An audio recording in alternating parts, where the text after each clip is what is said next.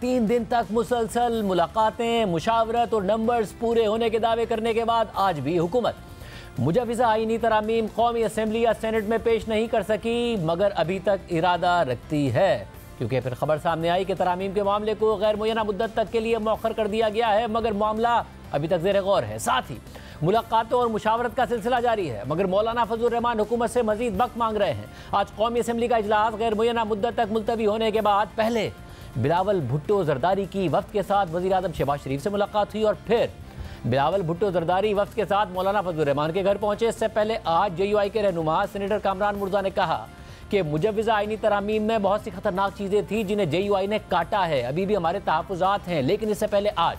जब कौमी असम्बली का इजलास गैर मुय्यना मुद्दत के लिए मुलतवी किया गया तो ज़राए से खबर सामने आई कि वज़ीर आज़म के दौरा अमरीका से वापसी तक आईनी तरामीम के मामले को मौखर कर दिया गया है। PTI हुकूमत की इस नाकामी का क्रेडिट मौलाना फजलुर रहमान को दे रही है, जिन्हें आला हुकूमती शख्सियात भी कायल नहीं कर पा रही हैं। साथ ही इमरान खान ने आज कहा कि आईनी तरामीम का मकसद सिर्फ मुझे जेल में रखना है, मगर अहम बात यह भी है कि हुकूमत मुजव्विज़ा आईनी तरामीम को इंतहाई खुफिया रख रही है, जिससे मामला उलझ रहा है और अभी तक इसका मुसविदा पब्लिक नहीं किया गया है। ताहम कई तहरीरी तजावीज़ पर मुश्तमिल एक ड्राफ्ट मंजर आम पर आ गया है, जिसे 26वीं आईनी तरमीम का नाम दिया जा रहा है, जिसमें अदलिया से मुतल्लिका मुतअद्दिद तरामीम शामिल की गई हैं, जिसमें एक आईनी अदालत के क़याम की तजवीज़ भी शामिल है। मुजव्विज़ा आईनी तरामीम के सामने आने वाले ड्राफ्ट के मुताबिक आइन के आर्टिकल 17(2) के तहत अगर वफाकी हुकूमत किसी भी सियासी जमात को मुल्की सालमियत और ख़ुद मुख्तारी के खिलाफ करार देने का इरादा करती है तो उसे सुप्रीम कोर्ट को एक रेफरेंस भेजना होगा और सुप्रीम कोर्ट का फैसला हतमी तस्वुर किया जाएगा। मुजव्विज़ा आईनी पैकेज के तहत इस आर्टिकल में तरमीम करके सुप्रीम कोर्ट की जगह वफाकी आईनी अदालत लिखा जाएगा, जो सियासी जमात के मुस्तकबिल का फैसला करेगी। एक अहम तरीन तरमीम आर्टिकल 63A में तजवीज़ की गई है। आइन के आर्टिकल 63A(1)(b) में लिखा है कि अगर किसी सियासी जमात की पार्लिमानी पार्टी का कोई रुकन वज़ीर आज़म या वज़ीर आला के इंतखाब, एतमाद या अदम एतमाद के वोट या फिर बजट के वक्त पार्लिमानी पार्टी की हिदायत के बरक्स वोट दे या फिर गैर हाजिर रहे तो पार्टी सरबराह उसे ऐवान की नशिस्त से बरतरफ करवा सकता है। अब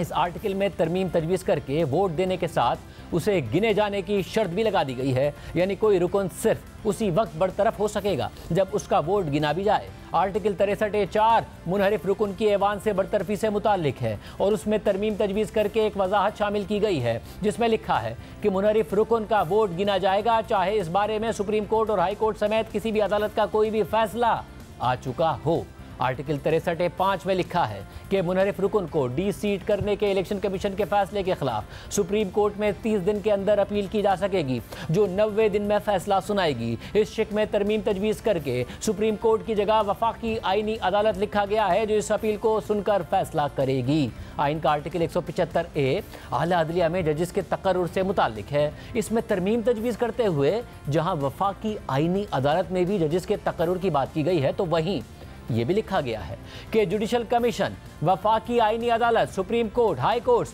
और वफाकी शरई अदालत में जजिस की तैनाती के अलावा हाई कोर्ट्स के जजिस की तरक्की के लिए कारकर्दगी भी जांचेगा। एक अहम तरीन तरमीम आर्टिकल 175A(2) में तजवीज़ की गई है, जिसमें जुडिशल कमीशन की तश्कील नौ करते हुए इसका सरबरा चीफ जस्टिस ऑफ पाकिस्तान के बजाय वफाकी आईनी अदालत के चीफ जस्टिस को बनाया गया है, जबकि वफाकी आईनी अदालत के 2 सीनियर तरीन जजेस सुप्रीम कोर्ट के चीफ जस्टिस और 2 सीनियर तरीन जजेस वफाकी वजीर कानून, attorney general, Pakistan bar council का एक नुमाइंदा, कौमी असम्बली और सेनेट से हुकूमत और अपोजिशन दोनों का एक नुमाइंदा इसके रुकन होंगे। आर्टिकल 175A(2) के बाद एक और शिक का इजाफा तजवीज़ किया गया है, जिसके तहत वफाकी आईनी अदालत में जजेस के तकर्रुर के लिए जुडिशल कमीशन में सुप्रीम कोर्ट के चीफ जस्टिस और 2 सीनियर तरीन जजेस के बजाय चीफ जस्टिस और 2 सीनियर तरीन जजेस के बाद वफाकी आईनी अदालत ही के बकिया 3 सीनियर जजेस शामिल होंगे। एक और इजाफी शिक में तजवीज़ किया गया है कि सुप्रीम कोर्ट में जजेस की तैनाती के लिए जुडिशल कमीशन की सरबराही सुप्रीम कोर्ट के चीफ जस्टिस करेंगे और उनके साथ सुप्रीम कोर्ट के 5 सीनियर तरीन जजेस कमीशन के रुकन होंगे और इसमें वफाकी आईनी अदालत का कोई किरदार नहीं होगा। इसके बाद एक और शेक यानी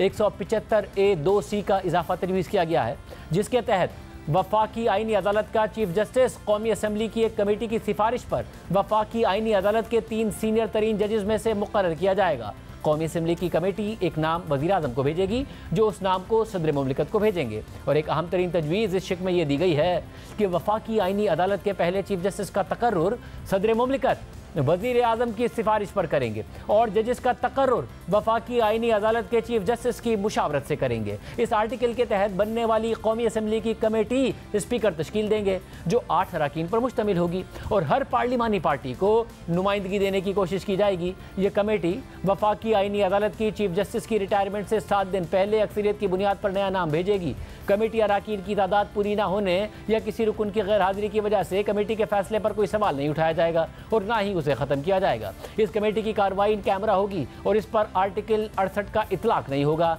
जबकि कमेटी खुद अपने रूल्स बनाएगी। और एक अहम तरीन तरमीम इसी आर्टिकल की शिक नंबर 3 में तजवीज़ की गई है, जिसमें लिखा है कि सदर मुमलिकत सुप्रीम कोर्ट के सीनियर तरीन जज को चीफ जस्टिस मुकर्रर करेंगे, मगर मुजव्विज़ा आईनी तरमीम के तहत कौमी असम्बली की कमेटी सुप्रीम कोर्ट के 3 सीनियर तरीन जजेस में से एक नाम वज़ीर आज़म को भेजेगी, जो ये नाम सदर मुमलिकत को भेजेंगे। आर्टिकल 175A की शिक नंबर 4 में ये इजाफा तजवीज़ किया गया है कि जुडिशल कमीशन जज की तैनाती के लिए मयार, अहलियत, फिटनेस और इंटरव्यू के हवाले से भी रूल्स बना सकेगा। इसके बाद आर्टिकल 175A की शिक नंबर 9, 10, 11, 12 और 13 जो जजेस के तकर्रुर की पार्लिमानी कमेटी से मुताल्लिक हैं, उन्हें हज़फ कर दिया गया है। आर्टिकल 175A में शिक नंबर 18 का इजाफा तजवीज़ किया गया है, जिसके तहत जुडिशल कमीशन हाई कोर्ट्स के जजेस की कारकर्दगी का सालाना जायजा लेगा। शिक नंबर 19 के तहत अगर किसी जज की कारकर्दगी गैर तसल्ली बख्श पाई गई तो कमीशन उसको एक मौका देगा और अगर उसके बाद भी कारकर्दगी बेहतर ना हुई तो कमीशन उसकी रिपोर्ट सुप्रीम जुडिशल काउंसिल को भेज देगा। शिक नंबर 20 के तहत शिक नंबर 18 और 19 को लागू करने के लिए कमीशन अपने रूल्स खुद बना सकेगा, जबकि शिक नंबर 21 के तहत कमीशन का अपना सेक्रेटेरिएट होगा और शिक नंबर 22 के तहत कमीशन के 1/3 अरकान उसका इजलास बुलाने की रिक्वेजिशन चेयरमैन को भेजेंगे, जो 15 दिन के अंदर इजलास बुलाएगा और अगर चेयरमैन ने 15 दिन में इजलास ना बुलाया तो कमीशन का सेक्रेटरी उसके 7 दिन बाद इजलास बुलाएगा। शिक नंबर 23 के तहत कमीशन का हर रुकन नामजदगी कर सकेगा और कमीशन उस पर गौर करेगा। इसके अलावा आइन में आर्टिकल 175 भी शामिल करने की तजवीज़ भी दी गई है, जिसके तहत वफाकी आईनी अदालत के जजेस की तादाद पार्लियामेंट तय करेगी और ऐसा ना होने की सूरत में सदर मुमलिकत तय करेंगे। वफाकी आईनी अदालत में हर सूबे की बराबर नुमाइंदगी होगी। सदर मुमलिकत वफाकी आईनी अदालत के क़याम और कारकर्दगी से मुताल्लिक ज़रूरी अहकाम जारी कर सकते हैं। आर्टिकल 176 में तरमीम करके चीफ जस्टिस ऑफ पाकिस्तान को chief justice of supreme court कहा जाएगा। आइन में एक आर्टिकल 176A भी शामिल करने की तजवीज़ है, जिसके तहत सदर मुमलिकत आर्टिकल 175A के तहत वफाकी आईनी अदालत के चीफ जस्टिस और जजेस को तैनात करेंगे और कोई भी दोहरी शहरियत रखने वाला शख्स इस अदालत का जज नहीं बन सकेगा। और जज बनने के लिए ज़रूरी होगा कि वो शख्स सुप्रीम कोर्ट का जज हो या रह चुका हो या कम अज़ कम 5 साल तक हाई कोर्ट का जज रहा हो या सुप्रीम कोर्ट का वकील हो और 15 साल तक हाई कोर्ट का वकील रह चुका हो। आर्टिकल 177 में तरमीम करके ये तजवीज़ दी गई है कि कोई भी दोहरी शहरियत रखने वाला शख्स सुप्रीम कोर्ट का जज नहीं बन सकेगा और जज बनने के लिए ज़रूरी होगा कि वो शख्स कम से कम 5 साल तक हाई कोर्ट का जज रहा हो या सुप्रीम कोर्ट का वकील हो और 15 साल तक हाई कोर्ट का वकील रह चुका हो। तरामीम में आर्टिकल 178A शामिल करने की तजवीज़ भी दी गई है, जिसके तहत वफाकी आईनी अदालत के जज की रिटायरमेंट की उम्र 68 साल होगी। तहम जो शख्स सुप्रीम कोर्ट का जज रह चुका हो वो 3 साल के लिए तैनात होगा और बतौर चीफ जस्टिस भी 3 साल की मुद्दत ही पूरी करेगा। वफाकी आईनी अदालत का चीफ जस्टिस 3 साल के लिए तैनात होगा, लेकिन अगर इस दौरान वो 68 साल की उम्र को पहुँच जाए तो रिटायर हो जाएगा। आर्टिकल 179 में भी तरमीम तजवीज़ करके कहा गया है कि सुप्रीम कोर्ट का चीफ जस्टिस भी 3 साल तक ओहदे पर रहेगा, लेकिन अगर इस दौरान वो 65 साल की उम्र को पहुँच जाए तो रिटायर हो जाएगा। इसके अलावा आइन में नए आर्टिकल 179A और B शामिल करने की तजवीज़ भी दी गई है, जिसके तहत वफाकी आईनी अदालत में चीफ जस्टिस या किसी जज की गैर हाज़िरी की सूरत में सदर आर्जी तौर पर किसी अहल शख्स को जज तैनात कर सकेगा। एक और अहम तरमीम आइन के आर्टिकल 184 में तजवीज़ की गई है, जो सुप्रीम कोर्ट के दायरे अख्तियार से मुताल्लिक है। तरामीम में कहा गया है कि वफाकी आईनी अदालत 2 हुकूमतों के दरमियान तनाज़े का फैसला कर सकेगी, जिसमें वफाकी और सूबाई हुकूमतें शामिल हैं। इस वक्त ये इख्तियार सुप्रीम कोर्ट को हासिल है, जो आईनी अदालत को देने की तजवीज़ दी गई है। इसके अलावा आर्टिकल 184 की शिक 3 में तरमीम के तहत वफाकी आईनी अदालत बुनियादी इंसानी हुकूक से मुताल्लिक अवामी अहमियत के मामले पर हुक्म जारी करने का इख्तियार रखती है, यानी इस तरमीम के तहत अज खुद नोटिस का इख्तियार भी सुप्रीम कोर्ट से लेकर वफाकी आईनी अदालत के पास चला जाएगा, जबकि शिक नंबर 5 में भी ये तजवीज़ किया गया है कि इस हवाले से सुप्रीम कोर्ट में ज़ेर इल्तवा तमाम मुकदमात भी वफाकी आईनी अदालत को मुंतकिल हो जाएंगे। आइन में वफाकी आईनी अदालत में अपील से मुतालिक आर्टिकल 184A भी शामिल करने की तजवीज़ दी गई है, जिसके तहत आईनी नौयत के हाई कोर्ट्स के फैसलों पर अपील वफाकी आईनी अदालत में दायर की जाएगी और इस हवाले से सुप्रीम कोर्ट में ज़ेर इल्तवा तमाम मुकदमात वफाकी आईनी अदालत को मुंतकिल हो जाएंगे। आर्टिकल 185 में सुप्रीम कोर्ट के दायरा इख्तियार से मुताल्लिक दीगर तरामीम के अलावा ये भी तजवीज़ किया गया है कि अगर किसी मुकदमे में अहम आईनी नुकात शामिल हों तो उसका फैसला वफाकी आईनी अदालत करेगी, और अगर सुप्रीम कोर्ट और वफाकी आईनी अदालत के दरमियान दायरा इख्तियार का तनाज़ा हो तो उसका फैसला भी वफाकी आईनी अदालत ही करेगी। आर्टिकल 186 में दिया गया सुप्रीम कोर्ट का एडवाइजरी किरदार भी वफाकी आईनी अदालत को देने की तजवीज़ दी गई है, जबकि 186A में तरमीम के तहत तजवीज़ किया गया है कि सुप्रीम कोर्ट आर्टिकल 199 के सिवा तमाम मुकदमात एक हाई कोर्ट से दूसरी हाई कोर्ट को मुंतकिल कर सकेगी, जबकि 199 के मुकदमात में सिर्फ वफाकी आईनी अदालत ही किसी दूसरी हाई कोर्ट या अपने पास मुंतकिल कर सकेगी। आर्टिकल 189 में तरमीम के तहत यह अख्तियार वफाकी आईनी अदालत को देने की तजवीज़ दी गई है कि उसके फैसले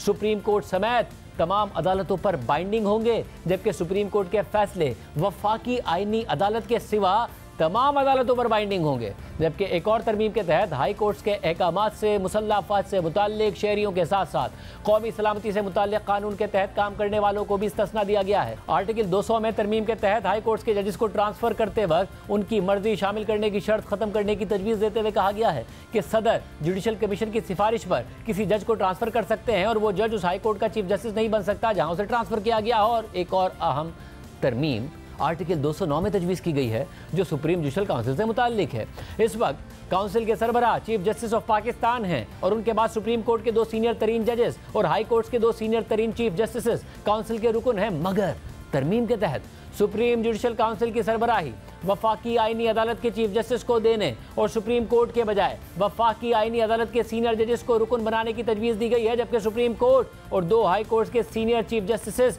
काउंसिल के रुकन होंगे। आर्टिकल 210 में सुप्रीम जुडिशल काउंसिल को सुप्रीम कोर्ट के बजाय वफाकी आईनी अदालत के अख्तियारात देने की तजवीज़ दी गई है। इलेक्शन कमीशन से मुताल्लिक आर्टिकल 215 में भी आम तरमीम तजवीज़ की गई है और कहा गया है कि चीफ इलेक्शन कमिश्नर या इलेक्शन कमीशन के अराकीन अपनी मुद्दत मुलाजमत पूरी होने के बाद भी नए शख्स के ओहदे पर आने तक काम करते रहेंगे और उन्हें कौमी असम्बली और सेनेट से एक करारदाद मंजूर करवा कर दोबारा उसी मुद्दत के लिए तैनात किया जा सकता है। आर्टिकल 239(5) में तरमीम करते हुए तजवीज़ किया गया है कि कोई भी आईनी शेक या आईनी तरमीम किसी भी अदालत में चैलेंज नहीं हो सकती और इस हवाले से किसी भी अदालती फैसले की कोई कानूनी हैसियत नहीं है। आइन का आर्टिकल 243 मुसल्लह अफवाज की क़यादत से मुताल्लिक है और इसमें तरमीम करते हुए तजवीज़ किया गया है कि सर्विसेज चीफ्स का तकर्रुर, दोबारा तैनाती, तौसीद, सर्विस की मुद्दत, रिटायरमेंट या बरतरफी मुसल्लह अफवाज से मुताल्लिक कानून में दी गई शिकों के मुताबिक ही होगी। इस मुजव्वज़ा तरमीम को मंजूर कराने के लिए हुकूमत कल रात देर तक कोशिशें करती रही, मौलाना को मनाती रही। मौलाना को तो आजकल सभी मना रहे हैं,